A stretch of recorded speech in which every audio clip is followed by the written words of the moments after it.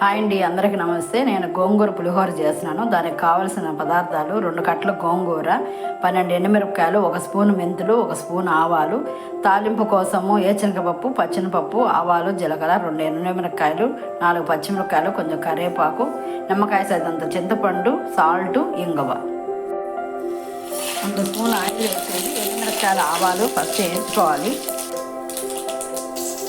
గోంగూర 2 spoon oil వేసి నూనెలో మగ్గనివ్వాలి. 2 స్పూన్ సాల్ట్ వేసి గోంగూర ఉడికేటప్పుడు ఎండుమిరపకాయలు, మెంతులు, ఆవాలని పొడి చేసుకున్నాము. గోంగూర ఉడికిపోయింది. ఇప్పుడు చింతపండు పులుసు పోస్తాము. కొంచెం పసుపు. గోంగూర బాగా దగ్గర అయ్యాక ఈ పొడి వేసుకోవాలి. తాలింపు కోసం 6 స్పూన్ ఆయిల్ ఇప్పుడన్నీ వేసాను.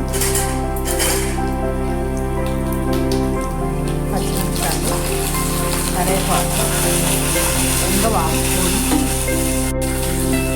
తాలింపు అయిపోయింది. తాలింపుని గోంగూరలో వేసి కలుపుకోవాలి. గోంగూర పులిహోర రెడీ అయిపోయిందండి. ఈ పులిహోర పేస్ట్ 15 రోజులు ఫ్రిడ్జ్లో అయినా ఉంటుంది, బయట అయినా ఉంటుంది. అందరూ తప్పకుండా ట్రై చేయండి.